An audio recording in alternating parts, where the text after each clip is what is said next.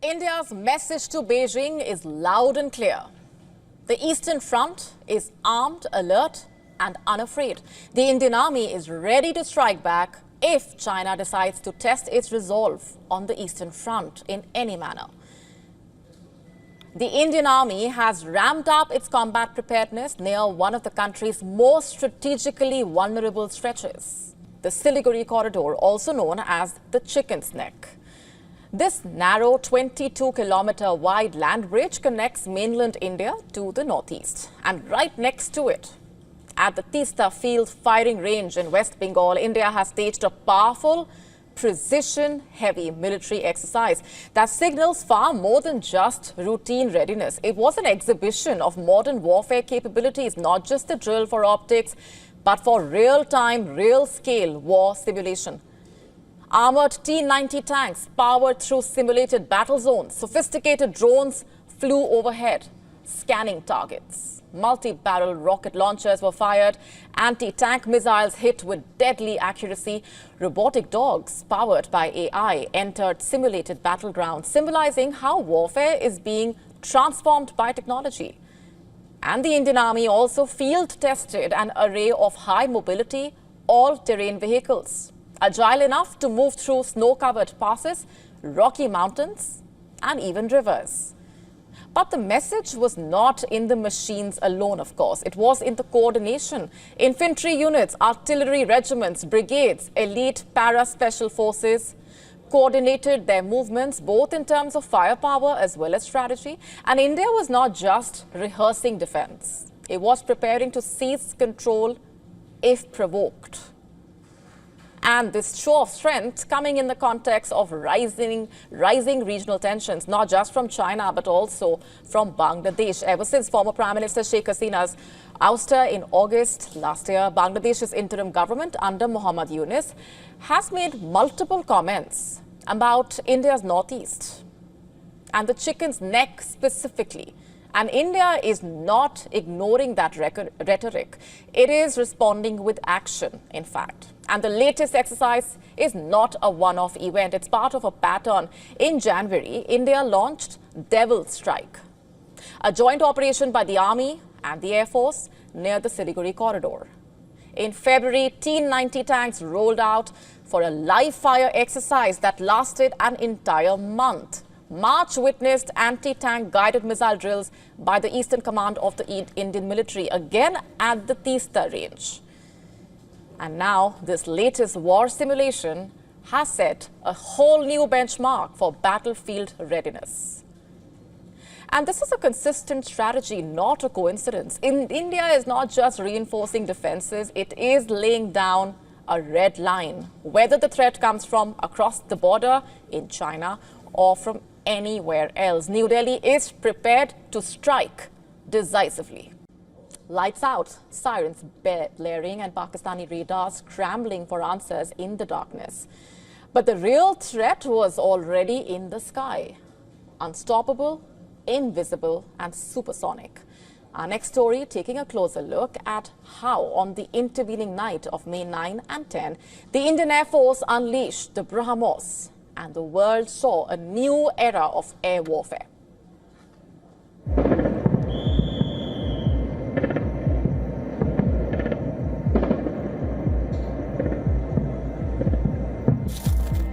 It began with a flicker on a radar screen. Then silence. And moments later, impact.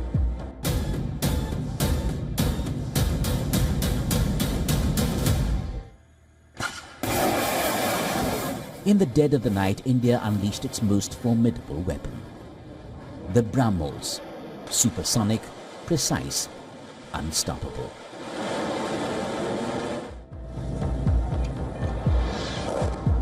Operation Sindoor wasn't just a military response. It was a statement, a warning, and for Pakistan, a nightmare. Pakistan's Chinese-made radar systems never stood a chance. According to ANI, Indian dummy drones flew in first, decoys that mimicked fighter jets, confused enemy radars.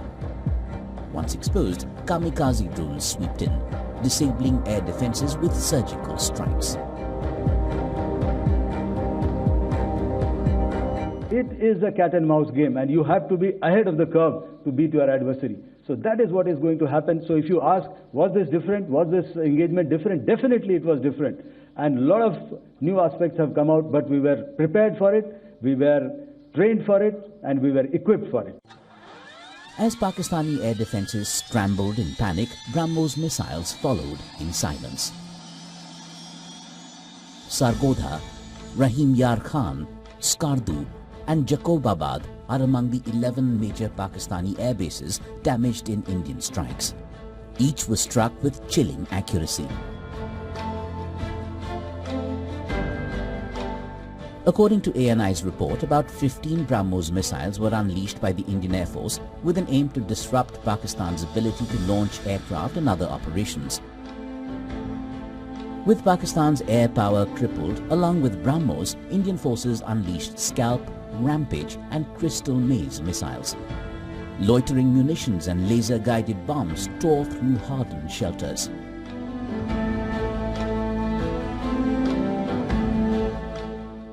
सिर्फ 20-25 minute के भीतर सीमा पार लक्ष्यों को भेदना,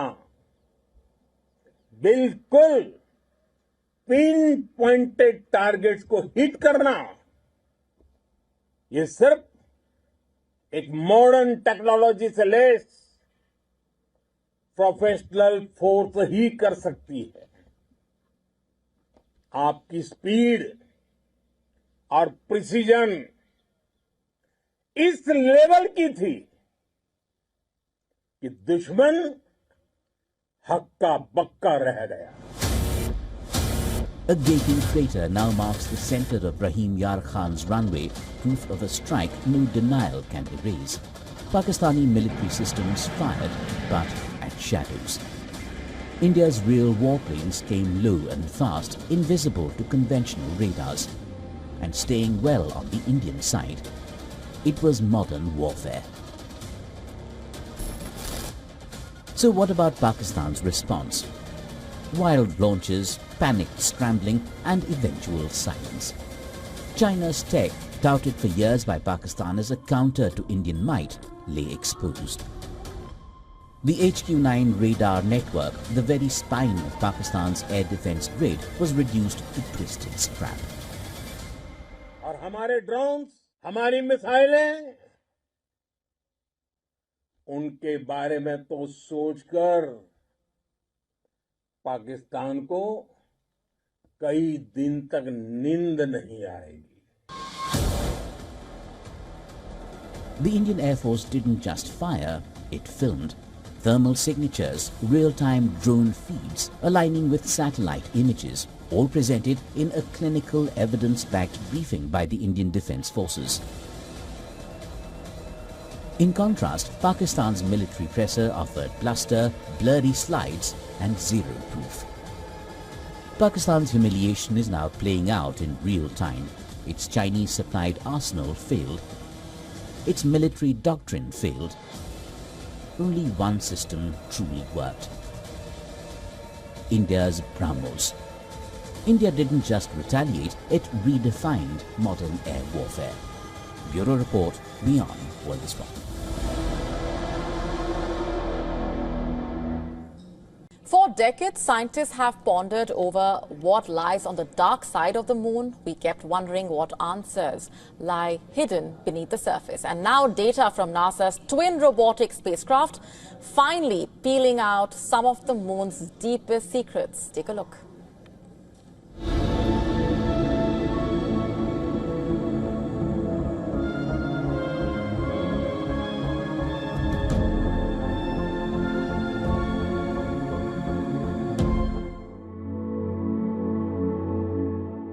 One side of the moon always gazes at us, calm, familiar, and filled with dark plains.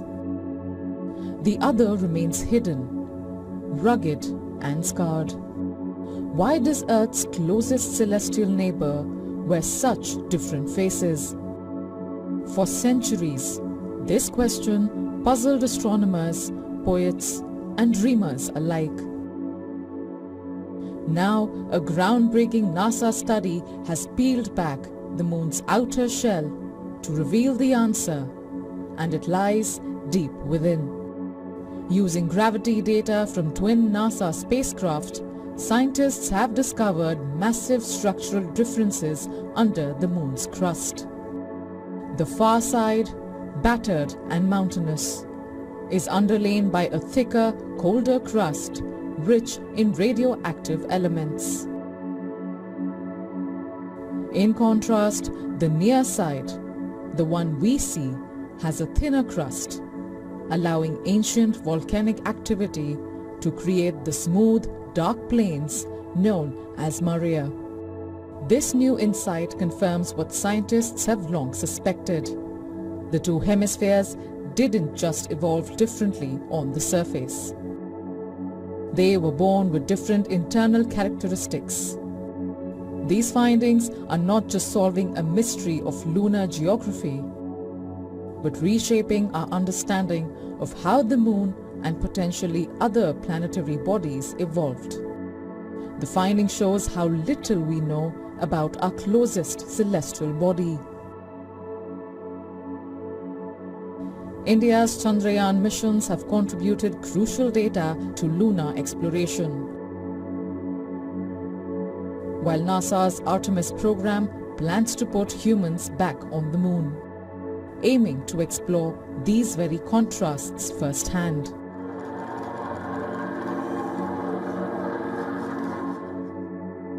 China is also sending newer probes to the lunar surface and plans to set up a nuclear reactor in collaboration with Russia. As the moon prepares to welcome new explorers, its ancient secrets continue to emerge, one discovery at a time. Bureau Report, WION, World is One.